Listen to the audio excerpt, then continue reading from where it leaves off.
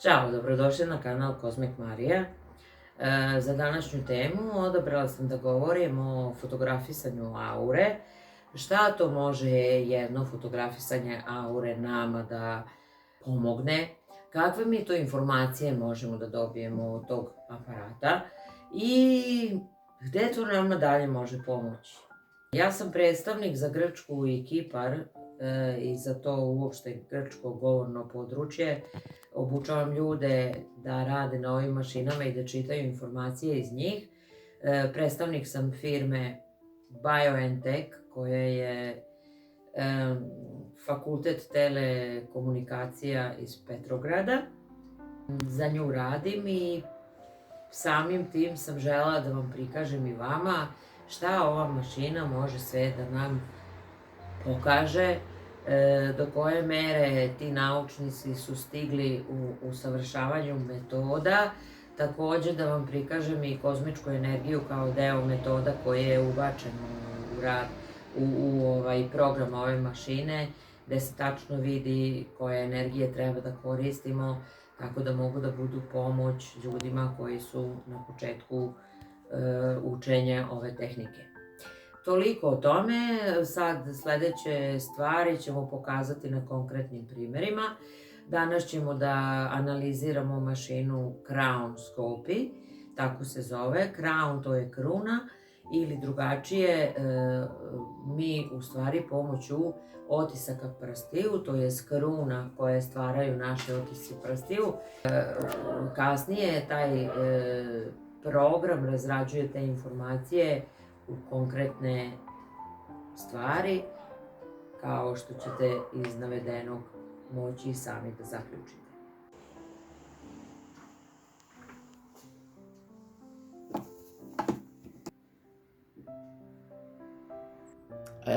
Sada ćemo objasniti na koji način funkcioniše mašina za fotografisanje aure.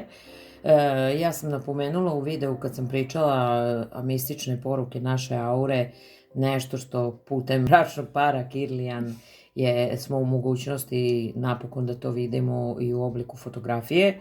Objasnit ćemo kako radi mašina takozvana Crown Scopy. To je aparat sa kojima ja trenutno radim. Postoji i mašina Aura Book koja pokazuje boje naše aure. U ovom slučaju vidjet ćemo jednu drugačiju analizu i tačno ćete saznati šta to sve možete, o čemu sve možete da se informišete putem fotografisanja aure. Znači u ovom delu što se zove Crown Registration ili registracija takozvanih kruna, uzimamo otiske prstiju koji u međuvremenu program prevodi kasnije u podatke. Znači odlazimo sad u deo koji se zove Crown laboratoriji i ovde smo usnimili naše putem mašine koja vam je prikazana na početku. Usnimljeni su naši, ovde vidite neke male brojeve pored, to označava određene organe ili sisteme organa. Znači ako pritisnemo sa desnim klikom možemo da vidimo o čemu se radi i znači ovde se uglavnom koncentrišemo na neke stvari koje imaju, vidimo gde ima prekidi, tako da možemo u odnosu na to da vidimo o kojim se organima radi.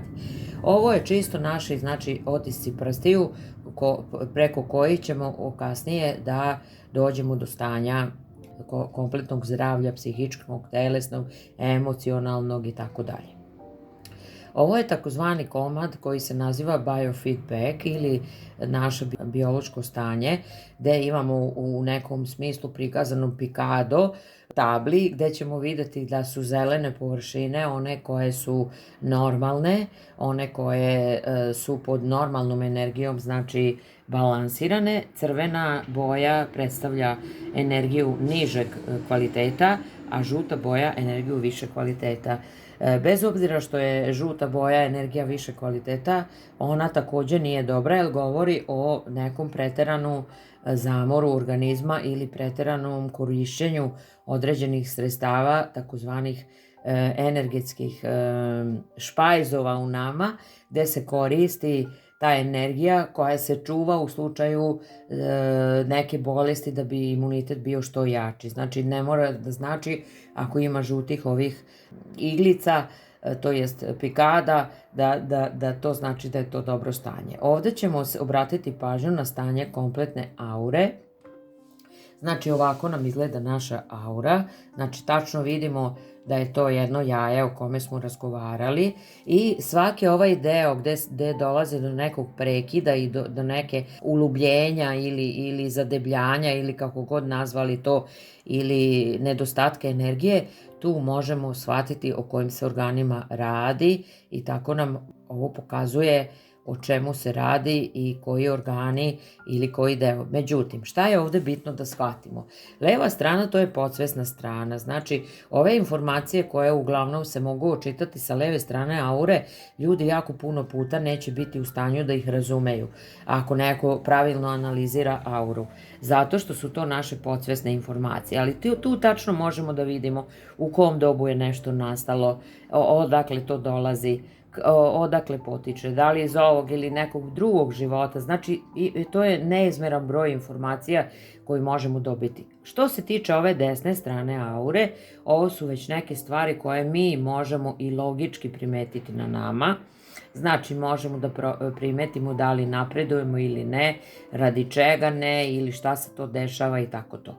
Na levoj strani to je takozvani sat naših organa koji je napravljen, to je sat aktivnosti organa, znači svaki organ u određeno vreme tokom dana se odmara, znači on je pod tom nekom crvenom energijom kad se odmara ili radi hiperaktivno, što znači da se nalazi pod žutom energijom, pa i ovde nam pokazuje vreme u koje smo mi vršili takozvano fotografisanje aure, nam pokazuje da je u to vreme srce i srčani mišić bio pod nekom smanjenom energijom, dok su tanka creva bila pod povišenom energijom i ovde možemo da vidimo da se to dešava između 1 i 3, tako da nam je potpuno jasno radi čega se prave pauze u nekim stranim zemljama, evropskim, u to vreme, jer tada luče tanka creva najviše tečnosti da bi se svarila hrana. Najbolji period kad bi trebali da pojedemo naš drugi obrok, to jest naš ručak, to je u to vreme. Zatim možemo da vidimo i auru kakva je sa strane, takođe da vidimo da li postoje neka zadebljanja ili pogoršanja ili poboljšanja u zavisnosti od toga. Znači možemo tačno da vidimo šta se dešava u auri i totalno je vidimo sa svih strana kako ona izgleda i gde je ona puna i pozitivna, a gde tu treba negde dopuniti energiju. Sada odlazimo na takozvane čakre ili energetske centre, gde možemo da vidimo da u ovom slučaju svi centri se okreću pozitivno, gde kad se u ovom slučaju desi da se oboji u žuto ova ovde tablica, to znači da postoji malo jači rad tih čakri, a to se i na fotografiji vidi da su one negde uvećane. Znači da osoba jednostavno trenutno to što pokušava da shvati ima veze sa njenim mentalnim obrascima, jer se radi o 3. čakri, a isto tako i o 7. gde negde se zapitkuje da li je na dobrom putu ili ne. Takođe, što se tiče čakri, ovde imamo kompletnu opis čakri gde nam se opisuje sva stanja i da li ove promene koje se dešavaju u jednom čoveku imaju veze sa njegovim fizičkim telom, sa njegovom psihologijom ili čak šta više u smislu kako se koristi njegova spiritualna energija. Znači možemo tačno da shvatimo o čemu se radi. Znači tako, to važi za sve čakre, ovde su čakre predstavljene u bojama koje su inače njihove boje, znači idemo prvo od 7. pa sve idemo do 1. čakre, gde nam se objašnjava to stanje i automatski nam aparat objašnjava da li se radi o nekoj bolesti, da li se radi o nekom osjećaju, da li se radi o nekoj o nekom spiritualnom problemu i tako dalje.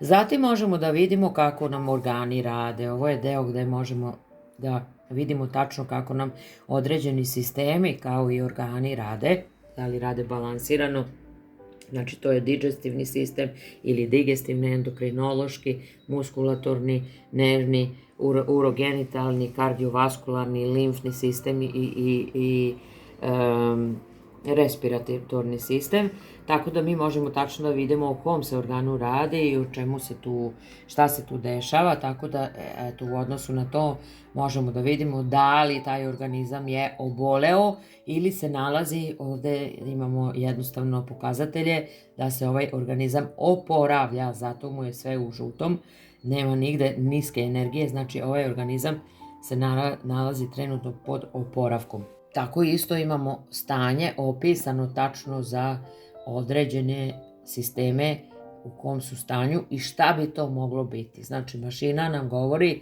gde bi mogao biti taj neki problem ili radi čega je nastao. Totalna jedna analiza. Zatim imamo ovde takozvanu adaptaciju, samo da se vratim. Ovo pokazuje koliko je organizam prilagođen za načine na koji mi živimo i na koji koristimo našu energiju. I tako mi imamo ovaj sat gde nam pokazuje organizam kad je prilagođen takvim, ako nije onda ode na ovu crvenu stranu i onda znači da se on bukvalno bori sa svom svojom sopstvenom snagom da prevaziđe neku situaciju. Ovde nam trenutno pokazuje da je organizam potpuno normalnim stanjem smatra ovakvu situaciju koja se trenutno dešava u čoveku. Ajmo sad malo da vidimo psihoenergetsko stanje. Znači ovde imamo psihoenergetsko stanje gde nam govori o trenutnom stanju, znači koji su to psihički elementi koji izazivaju ovakve, i znači ovde tačno vidimo auru kako je ona građena i gde je ona slabija i gde ona ima druge boje. Gde nam se posle objašnjava po organima da li je uzrok bes, da li je uzrok odlaganje nekih ideja, da li je strah, da li je anksioznost i različite, znači svaki organ pokušava ovako kako vam ja snimam ove video da vas obavesti o nekom stanju u kompletnom organizmu i evo ovde možemo da vidimo tačno koji organ nas za šta obaveštava i samim tim radeći na tim nekim svojim stanjima možemo da popravimo i rad organa. Zatim ćemo da pređemo sad na deo koji se zove Crown Consulant. Ovde se vidi kakva je energija opet i ovde jednostavno sistem nam govori da li mi treba da se obratimo doktoru. Da li je naše stanje takvo da je problematično i da mi moramo da odemo do doktora ili nam je stanje čisto neko trenutno koje prolazimo, neka emocija koja je došla ili na površinu i sa kojom treba da se pozabavimo, da li su neki mentalni programi koji smo trenutno izvadili isto tako na površinu i treba sa njima da se pozabavimo i tako dalje. I ovde postoji znači da neko predlaganje da se poseti određeni lekari i tačno objašnjava radi čega. Osim toga, ovaj program sam po sebi vam predlaže kakve tretmane putem biljaka možete da primenite ili čak i akupunkturne tačke koje bi trebali da pritiskate na telu da bi popravili, rad određenih organa. Znači, ovde imate neki kompletnu predlog, čak i šta da jedete u prvom delu, znači da li treba da prestanete da pušite, da pijete i kojim maltene sportom da se bavite i šta je ono što je dobro za vas da primenjujete. Idemo sad dalje. Znači, videli smo i kako funkcioniše takozvani sistem dijagnoze i ajdemo sada da vidimo kako funkcioniše naš mozak, prikazuje se, i da li je čovek u stanju da ostvari svoje sopstvene želje. Znači, dok god postoji ta crvena boja i ove tamne boje, znači govori nam da je ta osoba u stanju da bukvalno materijalizuje svoje sopstvene misli. U slučaju da nam fali crvene boje ili ovih drugih boja, žutih, narandžasti i to znači da osoba nije u stanju da materijalizuje i da je to samo čisto jedna dečija želja. Ne može da se postakne praktičnim obavljanjem. Ovo su takozvane motivacione analize. Ovde možemo da vidimo kojem tipu čoveka mi pripadamo. Znači šta je za nas najvažnije u životu i na koji način mi funkcionišemo. Takođe, pored toga, može da nam prikaže koji su to organi ili koji su to sistemi u našem organizmu kojima je naš organizam samim tim što mi pripadamo određenom tipu ličnosti, na šta smo mi osetljivi. Znači, postoje ličnosti koje su osetljive na creva, postoje ličnosti koje su osetljive na moždani udar, na srčani udar, znači u zavisnosti koje ličnosti pripadamo, mi tako imamo određene predispozicije i mnogo lakše ili teže oboljevamo od određenih bolesti ili te bolesti ne moraju biti toliko tragične za nas, nego samo nešto prolazno. Sad, takođe ovde se opisuje tačno koja ličnost je bilo ko, procentualno, opisuje se njegov način komunikacije sa drugim ljudima, koje su to stvari čime bi mogao da se bavi, znači može se napraviti takozvani neki profil ličnosti i takođe odabrati se profesija koja više leži nama nego da radimo nešto što nam se ne sviđa. Tako da ovo se može koristiti znači i prilikom kad ne znamo deca koji smer da upišu na fakultetu ili da odaberu koju školu za njih i tako to, možemo da dobijemo jedno mišljenje gde ćemo znati za čega mi imamo predispozicije i šta je to nama lakše da mi to odradimo, pa samim tim da odaberemo i neki lakši put ili nešto što bi nama se sviđalo u budućnosti da radimo. Ovde vam predlažu bukvalno sve, čak i koju životinju bi trebalo da imate ako volite mačke ili pse, znači koja bi vama životinja više po vašem temperamentu i po vašim navikama odgovarala. Znači, bukvalno je opisano sve, profesionalni kvaliteti, kojim sportovima možete da se bavite, koji hobiji da vam budu. Znači, bukvalno imate razrađenu jednu šemu gde možete pomoći sebi ako niste radili samospoznaju. To je još to i da vidimo ovako šta nismo prikazali. I evo ovaj deo koji je za mene naravno kao profesora kozmičke energije veoma interesantan.